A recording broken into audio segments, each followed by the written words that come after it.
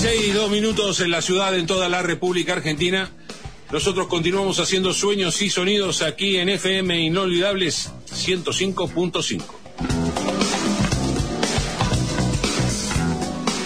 Un gusto, un placer. Nos damos un viajecito, una vuelta por Brasil para charlar con Claudio Morea, un marplatense radicado allá laboralmente, creo que íntimamente, afectivamente, uno nunca se va. Hola Claudio, buenas tardes, ¿cómo estás? Bien, Luis, y efectivamente uno nunca se va. Es más, las raíces continúan allá. Bueno, nosotros acá estamos con 32 grados 4 décimas. ¿Cómo están ahí ustedes? Un poquito menos, con lo cual es una temperatura muy agradable para nosotros, 29, 30 y un poquito de viento. Tuvimos días de muchísimo calor y está habiendo una ola de calor y de lluvia bastante importante en San Pablo, en Minas. Acá todavía no, pero agradable.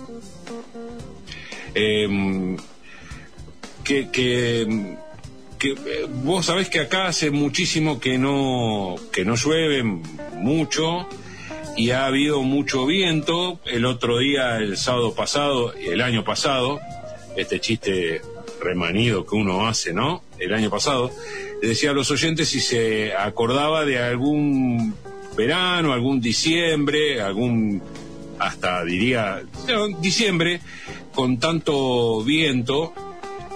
La Plata es ventosa, pero no tanto y tantos días. Ustedes han tenido, vos hace rato que estás en Brasil, ¿notaste algún cambio en el clima o está más o menos como los últimos años que has estado ahí? No, hay un cambio. Primero, así que Mar del Plata está volviéndose como una Necochea ya con el tema del viento. Han sido 7, 8, 10 días continuos de viento de 30, 32, 28. Mirá, nosotros sí estamos con un cambio, pero con un cambio sistemático y permanente en los últimos, qué sé yo, te diría 4 años, 5 de a poquito. Viste que acá en su momento comenté cómo era el tiempo, viste, con extremos en invierno y en verano. De hecho, en la zona que estoy yo, en la zona sur, con temperaturas bajo cero en invierno y una temperatura muy alta en verano. Ya hace 4 o 5 años que no tenemos temperaturas bajo cero. Los veranos más o menos siguen estando calurosos y esta semana sí tuvimos bastante viento y hace 2 años ya más o menos que se viene sintiendo pronunciado el viento.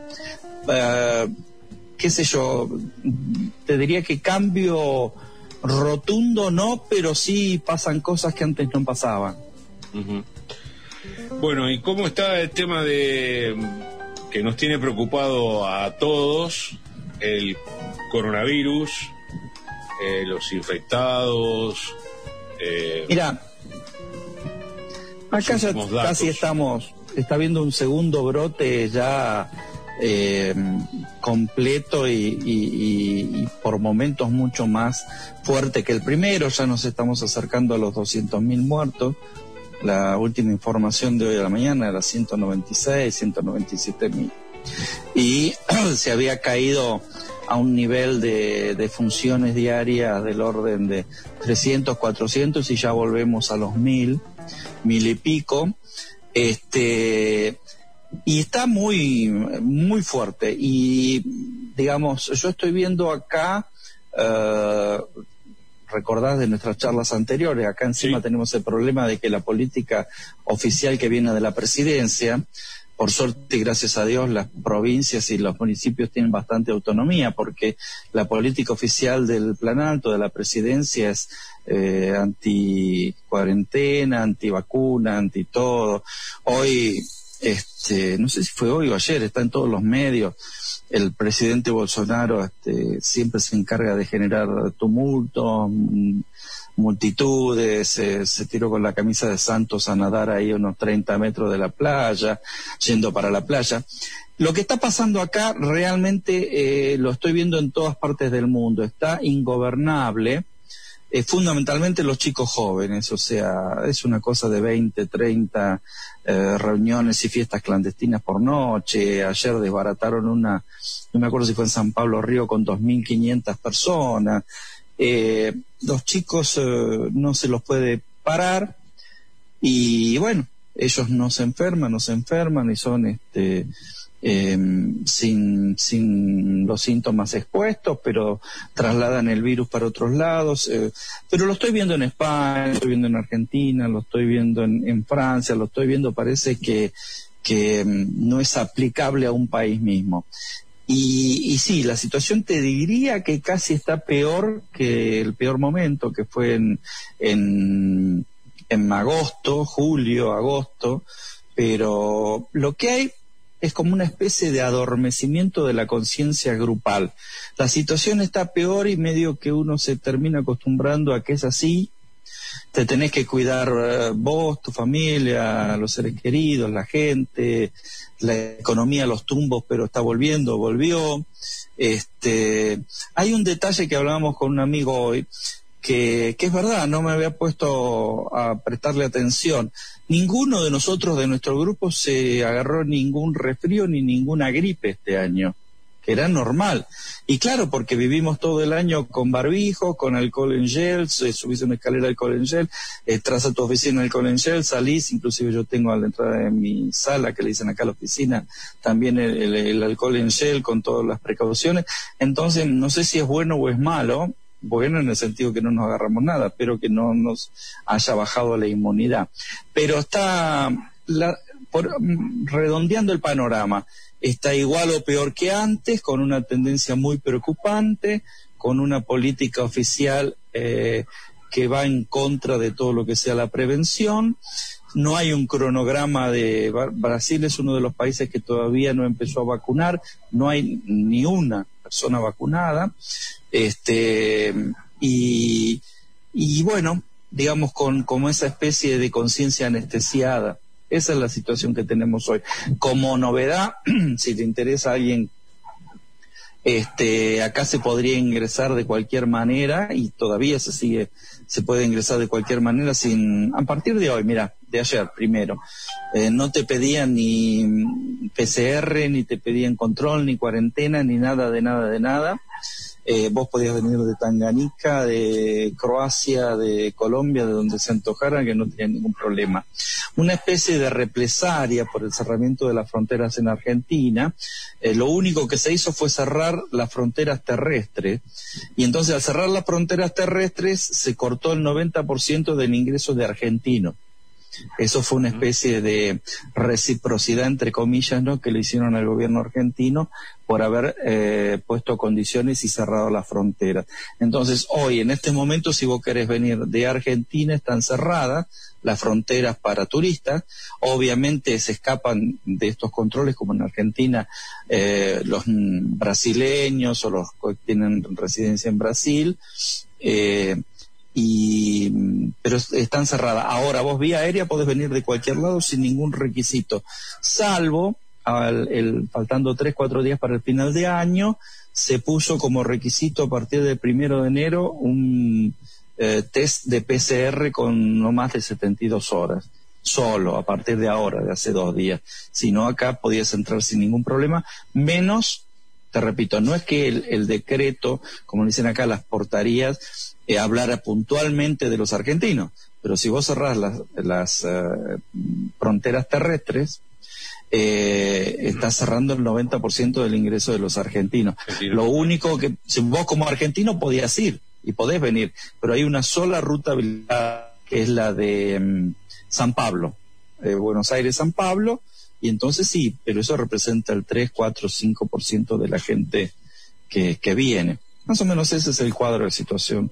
No sé si fui claro o medio confuso. Sí, es muy claro lo que decís. Y la división está muy marcada en lugares, en sectores sociales, en los que creen en esta pandemia maldita que nos tiene a mal traer, o es simplemente por edad. Está muy confuso, Luis. Está muy confuso. Acá realmente esto va a quedar en la historia para ser analizado por historiadores y sociólogos. Yo ya reconozco que me superó la capacidad de comprensión, porque no te sabría explicar. El gobierno, la parte oficialista, el gobierno nacional, sigue manteniendo con todas las locuras que se están haciendo. Locuras, vamos a empezar así, porque hay que tener respeto para toda la gente que respalda al gobierno nacional. Locura en el sentido de que si vos te guías por cuestiones científicas, técnicas, sentido común, Organización Mundial de la Salud, etcétera, entonces todo lo que va en contra del distanciamiento, todo lo que va en contra de los cuidados, todo lo que va en contra de tratar de parar la ola de contagio, uno lo ve como una locura. Pero no es que le esté faltando el respeto a las otras personas. Las otras personas, evidentemente, tal vez estén pensando que los locos somos el 70% del resto de la población de Brasil, porque el gobierno se sigue manteniendo con su 30 y pico %. Y por eso te digo que es un tema que me supera. Ya tendríamos que hablar con ni siquiera psicólogos. Yo no sé si esto no es más para sociólogos, porque es un fenómeno raro. O sea, normalmente, Luis, en el campo de la política y las relaciones sociales, vos lo sabés igual o mejor que yo, cuando un tipo público empieza a hacer cosas que están totalmente fuera de lugar, primero te da un poco de rabia y después, bueno, decís, déjalo, va a caer por su propio peso. El tipo empieza a hacer inconsistencias, locura, cosas, se va a quemar solo. Y cuando ves que todo eso lo único que hace es fortificar ese 30% de base que lo sigue, yo, digamos, tal vez voy a hablar algo medio, qué sé yo, no sé cómo medirme un poco hablando en un medio de difusión como es la radio, pero yo siempre comento, sin hacer comparaciones, Hitler ganó por el voto popular, Mussolini ganó por el voto popular, después resultó lo que resultó. Entonces pareciera que estas cosas que a la mayoría nos parece incoherente y locura, tienen realmente una raíz importante y representan las ideas de un porcentaje importante de la población. Entonces hay que respetarla. No sé si alcancé a dejar claro el concepto. Sí, lo que pasa es que la manipulación, cómo lo manejan los medios sería también la pregunta para hacerte. Otra cosa que me superó ya, Luis, porque viste que cuando uno tiene 20 años, 30, tiene las soluciones del mundo y respuesta para todo, y en la medida en que uno va creciendo se va dando cuenta de todo lo que le faltó aprender y todo lo que todavía te falta aprender. Con respecto a esto, estamos frente a una situación atípica. El gobierno anterior prácticamente, como nos pasa en Argentina, el poder y el manejo de los medios es muy importante, cómo produce desgaste. El gobierno actual acá en Brasil tiene prácticamente los medios más importantes y hegemónicos en contra. Él se respaldó en 2 o 3 canales de televisión y en las cadenas de radio que normalmente se llaman religiosas acá, que representan a los sectores evangélicos. De hecho, sabes que en el Congreso está la bancada evangélica, ¿no? Que son las iglesias estas pentecostés y estas que también ahora han llegado a la Argentina comprando o alquilando los grandes cines y ese tipo, o sea, por eso me refiero a evangelio, no son representativos de religiones tradicionales como la judaica, la cristiana, la católica, protestantes, luteranas, no, son estas iglesias pentecostés. Entonces, tiene todos los medios más grandes de difusión, en contra, como podría ser la Red O Globo, que es algo para que la gente se ubique parecido a lo que podría ser el grupo Clarín en Argentina, la Bandeirantes, podría ser el segundo, como puede ser el Grupo de la Nación, y todas las grandes redes en contra, y no le entran las balas, hablando, pido disculpas por el término un poco bien, chabacano, pero no le entran las balas. Lo que sí, y también en esto me declaro bastante incompetente, Luis, son maestros de la fake news. Los tipos tienen un poder tan grande, obviamente yo no soy afín a su ideología y no paro de estar bombardeado permanentemente a través de Facebook, de YouTube, de Instagram, de todos mensajes con consignas mentirosas, con consignas que son terriblemente equivocadas y con mucha maldad encima.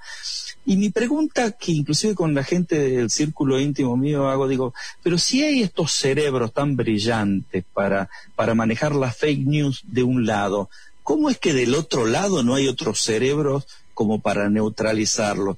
Porque yo como usuario te puedo decir que tengo un bombardeo permanente y tengo un análisis crítico. Entonces trata de ubicarte, o tratemos de ubicarme en la gente normal, como dice, ciudadano de a pie que trabaja, que tiene alguna formación, pero que está en la lucha de su subsistencia, de cuidar a la familia, qué sé yo, prende la televisión, entra en YouTube, ve algo, entra a Facebook, ve algo, entra a Instagram, ve algo, entonces terminás comprando toda esa serie de información que antes no existía.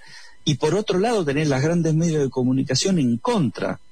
Realmente a mí me superó. Yo te dejo a vos la explicación, porque esto realmente no... Es largo y es muy difícil. Obviamente que la respuesta no está a la vuelta de la esquina. A la vuelta de la esquina no está. Y evidentemente que hoy justamente hablábamos del poder, quién tiene el poder, quién maneja el poder, qué es el poder, al comienzo del programa, porque el poder y no es el dinero, es otra cosa, porque llega un momento que tenés dinero, ¿para qué más? Bueno, no, pero querés construir más poder porque necesitas ese poder que te lleva a esto que vos decís, ¿no? Para poder seguir vendiendo estas falsas noticias. A mí me gusta decirle falsas noticias, que se entienda bien, que lo entendamos bien, y seguir construyendo desde allí más poder, para seguir fomentando más miseria, si querés, para seguir generando más marginación. Vos sos licenciado en Administración de Empresas. ¿Cómo ves la economía de Brasil? ¿Cómo ves la economía del mundo? Porque esto va a generar en la economía, no solamente de Brasil, de Argentina, en la economía del mundo, ha generado una cantidad de pobres, marginados, grandísima, pero a su vez, paradójicamente, los que más tienen han concentrado más poder y más económicamente. Correcto. Acá en Brasil le ocurrió exactamente eso. Por ejemplo, todo este año que acaba de terminar el 2020, increíblemente, entre comillas, ¿no?, para los que no tienen mucha información o una formación que les permita identificar lo que pasa, la gente de mayor poder económico la ha pasado muy bien y tiene aún una situación mejor que a principio del año 2020. La gran mayoría no, la pequeña y mediana empresa muy complicada. Y la situación de Brasil es compleja, digamos, no me atrevería a hacer futurología. Sí te puedo decir que en los últimos 10 años, 8 años, se produjo un crecimiento cualitativo totalmente desproporcional en Brasil. A ver, voy a tratar de ser más simple en la explicación.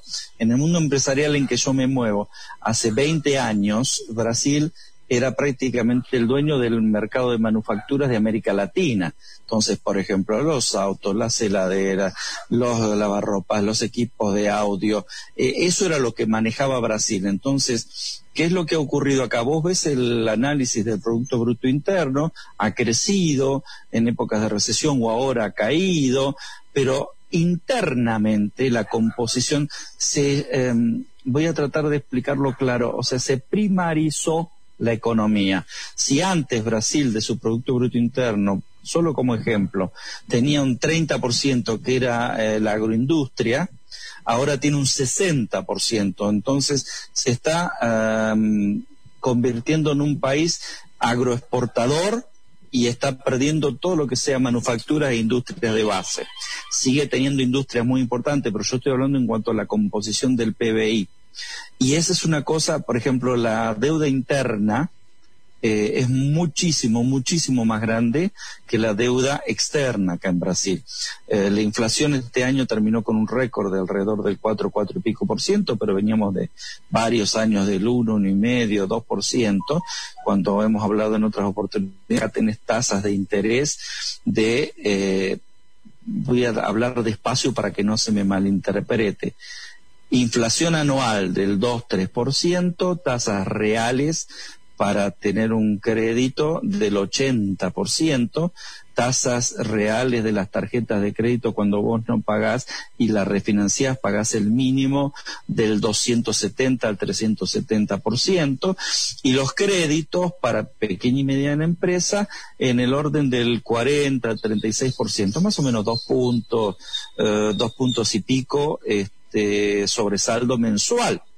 Entonces, si este no es el paraíso financiero, el paraíso donde está, porque si, por otro lado vos me decís, bueno, entonces, ¿a qué tasa el dinero que vos colocás en los bancos te rinden? Porque si te cobran el 40% sí, a una pequeña empresa, o el 200% en la tarjeta, bueno, no importa, hablemos de una pequeña empresa, la inflación es del 3%, te cobran el 40%, bueno, cuando vos haces un plazo fijo, ¿cuánto te pagan?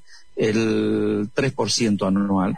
Y la tasa de la caja de ahorro, que es acá se llama la Poupanza, es un referente muy importante, más o menos el 2,5%. O sea, las pasivas, lo que te pagan el sistema financiero entre el 2 y 3% anual.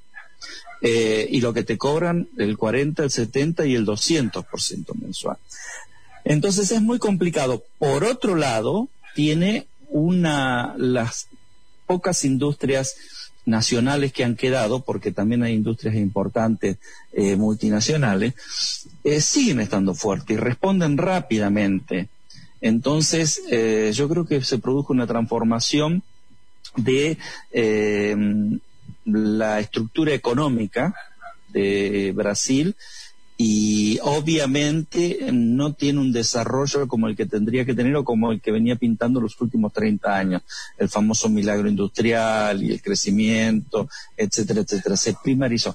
Entonces, de hecho, hoy producen más soja que Argentina, hoy exportan más carne que Argentina, cuando hace 15 años atrás, 10 años atrás, no se podía comer la carne de Brasil, era solamente la que venía de Argentina o de Uruguay, o de Paraná, que tiene una carne de buena calidad. Paraná, el estado de Paraná, me refiero. Uh-huh. Entonces hay una transformación, y el futuro es complicado, ¿no? Yo no me atrevería a hacer futurología, pero no. Lo que pasa es que es un gigante, Luis. Yo, después de estar tanto tiempo acá, y para colmo este último año no he podido viajar, que por mi profesión y trabajo tengo que viajar mucho, y Argentina estoy 6-7 veces por año, no he ido ni una sola vez desde diciembre del año pasado. Entonces cuesta salir de todo este tema, pero tiene un potencial muy grande cuando vos hablas con la gente del exterior. Por eso es un mercado tan apetecible, porque digamos, al menor estímulo reacciona, y lo que vos hayas pedido voy a hablar así de cualquier cosa, de 10.000 pesos, acá son de 100.000. Y lo que una empresa mediana que vende galletita factura, por decir cualquier cosa, 100.000 en Argentina, esa misma empresa te factura 1.000.000. Entonces, un mercado muy grande que rápidamente se podría resolver, pero es muy incierta para mí la situación. Y de continuar la tendencia de los últimos años, complicado, porque se está haciendo muy primaria. Lo que pasa es que ahí cuando vos hablas de primaria, yo tengo que pensar del 30% del Producto Bruto al 60%, se fue a la agroindustria. ¿Cuánta mano de obra se perdió? ¿Cuánta Muchísima. gente sin trabajo? ¿Cuánta gente sin trabajo se quedó? Mi reacción es instantánea, no te quise cortar, pero mi reacción es instantánea. ¿Cuánta gente sin trabajo hay? Correcto, y absorbió buena parte del servicio, el sector de servicios, que es el otro sector que no habíamos hablado, pero igual, en estos momentos estamos con 14 millones desocupados, dependiendo los lugares entre el 12 y el 14% de desocupación, y algo muy importante, el poder adquisitivo y el poder de compra de la gente, porque acá, por ejemplo, todos los años se reajusta el salario mínimo. ¿Vos sabés en estos momentos, porque yo no lo tengo presente, cuánto es el salario mínimo en Argentina? 20 monedas, algo 20 monedas. Por ahí anda. Bueno, lo que siempre me pasó a mí en Argentina, no sé cómo estará ahora la situación, es que por el salario mínimo es muy difícil conseguir empleados calificados que estén chicos con cierta o señores, señoras con determinada experiencia o jóvenes con manejo, digamos, muy difícil conseguir gente por el salario básico. Estamos hablando del mercado formal, no del informal, donde el informal evidentemente la gente agarra lo que venga si no tiene está registrado con recibo de sueldo. En cambio acá vos tenés un salario mínimo que en estos momentos está en el orden de los 1.088 reales y el 60% del ABC paulista, que es como hablar de Buenos Aires y Gran Buenos Aires. Eso es el ABC paulista, sería el Gran Buenos Aires, San Pablo, que da más o menos, San Pablo está con unos 45 millones, casi 47 millones en el total del Estado, debe estar en unos 25, 26 millones, que es el motor, la locomotora, ¿no?, de Brasil, 25, 26 millones en el San Pablo y Gran San Pablo, el 60% gana menos de 2 salarios mínimos. Y tenés enorme cantidad de gente ganando un salario mínimo. Entonces vos tenés un montón de gente ganando 1.100 reales y el 60% no alcanza los 2.000 reales. Entonces ese es el problema. No solo tenés que ver la desocupación, sino de los que están ocupados, cuál es el verdadero poder de compra. Entonces tenés sectores privilegiados, los sectores privilegiados son los grandes ejecutivos y acá hay lo que se llama el funcionalismo, están como en Argentina donde con una estabilidad el funcionario público, de hecho vos es muy común encontrarse con gente y que te diga, ¿qué estás haciendo? Estoy estudiando para concurso. ¿Cómo estudiando para concurso? Para concurso público. Entonces los puestos de los organismos públicos, instituciones, empresas públicas se cubren a través de concursos, lo cual estaría bien. Pero hay gente que se dedica solamente a estudiar para concursos, hay una gran industria de institutos privados que preparan para concursos, y vos decís, pero bueno, yo soy abogado, concurso que en tribunales para entrar, no. Yo me anoto para concursos, puede ser de bombero, en tribunales, en los obispados, en el Ministerio de Agricultura. ¿Por qué? Porque los sueldos son enormes, un sueldo mínimo probablemente en 3.000 reales, el Poder Judicial, por ejemplo, es muy común que los que entran en el Poder Judicial después de los 30 y pico, 40 y pico de años, hagan el estudio y se reciban de abogado aunque no hayan ejercido nunca, porque eso les da un plus que casi les dobla el salario, y te ganan 10.000 reales, 12.000 reales, entonces tenemos entre un 10 y 15% de la población privilegiado que no les afectó en nada este año la pandemia, simplemente porque no trabajaban, porque ellos sí mantenían el distanciamiento y la cuarentena respectiva y seguían ganando 10.000, 15.000, 20.000 y no podés hacer nada, inclusive para poder en las aduanas se da mucho, en las reparticiones, a veces cuando uno tiene que importar o exportar mercadería, tienen unos sueldos enormes y prácticamente son intocables, o sea, Ha habido un caso acá muy famoso donde un juez lo tuvieron que sacar y a un fiscal lo tuvieron que sacar totalmente borracho de tribunales y no se puede, es muy complicado el proceso hay que hacer todo un proceso administrativo primero. Vos sabés lo que es la estabilidad laboral. Sí, y eso que, bueno, han tenido, y ahí lo confirmé, 20.587,50 a partir del 1 de diciembre, el salario mínimo. Habría que comparar el salario promedio, porque el salario promedio de Argentina seguramente es mucho más alto que el que tenemos acá. Y bueno, ese es el tema. Entonces, por eso no solo hay que analizar la desocupación, sino el poder de compra real. Hay un dato que es muy interesante. Y vos sabés que de alguna manera, tanto mis orígenes como mi filosofía de vida apunto a la solidaridad, al bienestar social, digamos, a un punto de vista más progresista en lo que se refiere a la política, pero eso no significa que se pueda tener un aparato enquilosado o tener enquistado un aparato estatal donde lo único que se hace es armar un clientelismo político, gente que en la actividad privada ganaría 2.000 reales simplemente porque trabaja para una municipalidad, para una empresa estatal o para lo que sea, gana 8.000. Entonces la pregunta será, ¿cuál es el aporte que hace ese señor o esa señora tan importante para que gane 4 veces más que lo mismo que hace una persona la misma función en una actividad privada? Y tenés que la mayoría de las veces no lo cumple. Entonces, es un tema de igualdad. Entonces tenés sectores que tienen los sueldos de África y sectores que tienen los sueldos de Suiza. De hecho, los jueces y los ministros porque hay toda una serie de jerarquías. Para que te ganen 30, 40.000 reales no precisas prácticamente nada. Entonces estamos hablando, Luis, de 10.000, 12.000, 15.000 dólares mensuales. 8.000 dólares mensuales, es mucha plata. Para que nada cambie, quizás. Ese es el tema.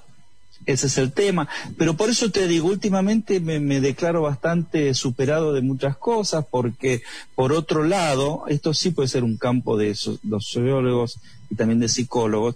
Fíjate que la política actual de Bolsonaro tiene cierta raigambre también en los sectores pobres del Nordeste, y fueron los sectores históricamente anticomunistas. Yo, sabes que no soy comunista, pero no soy ni a favor ni en contra, trato de hacer un análisis imparcial de todo. En teoría, los partidos revolucionarios, los partidos traballistas, los partidos como el peronismo en Argentina, la izquierda, en fin, todo el que dice que quiere de alguna manera mejorar la situación social, mejorar la situación de los más desprotegidos, que tiene una raíz social, tendría que tener su base de representación en los sectores más pobres, y no la tiene.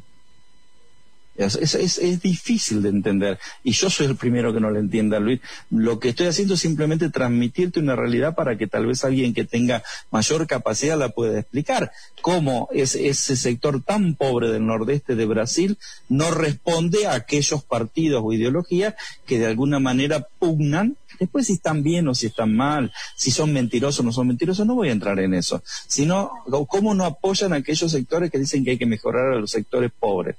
Y terminan apoyando a sectores que tienen una política totalmente opuesta. Bueno, hasta acá llegamos, seguiríamos charlando, pero se nos fue la hora, más de media hora charlamos, Claudio. Sí, yo sé que soy. Y agradeciéndote profundamente, deseándote un excelente año. Seguiremos hablando, nos interesa saber qué es de la vida de Lula. En algún momento charlaremos qué pasó con él. Agradeciéndote mucho este tiempo, porque un país vecino con el que Argentina necesita, a emparentarse y salir de alguna forma. para que la América los necesita unidos, ¿no? Y traccionar juntos. Yo creo que no hay duda de eso, Luis. No hay futuro si no estamos juntos. Y, digamos, si no se hace un bloque. El problema es que no hay política de Estado en nuestros países. Yo tal vez sea por la inestabilidad política, porque tener 20 años de democracia parece mucho, pero no es nada. Entonces no se han fundado principios básicos como en la Unión Europea, porque el tema es simple. O salimos juntos o no salimos. Y nosotros tenemos sectores en Argentina y sectores en Brasil que justamente están poniendo fichas para que sea individual la salida. Son esos pequeños sectores que se beneficiarían con un Brasil independiente o con una Argentina independiente. Independiente, bueno, Claudio, en cuanto a no trabajar como bloque, ¿no? Bueno, abrazo grande y muchas gracias por el tiempo.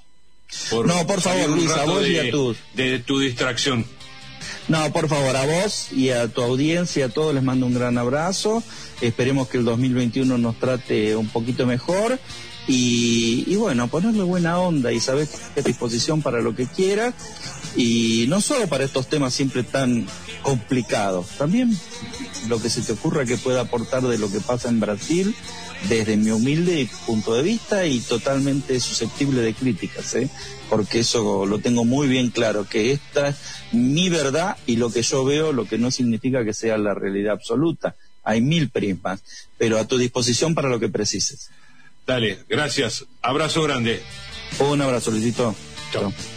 Era Claudio Morea, desde Brasil, dándonos el panorama, abriéndonos un poco la cabeza para, por lo menos, pensar.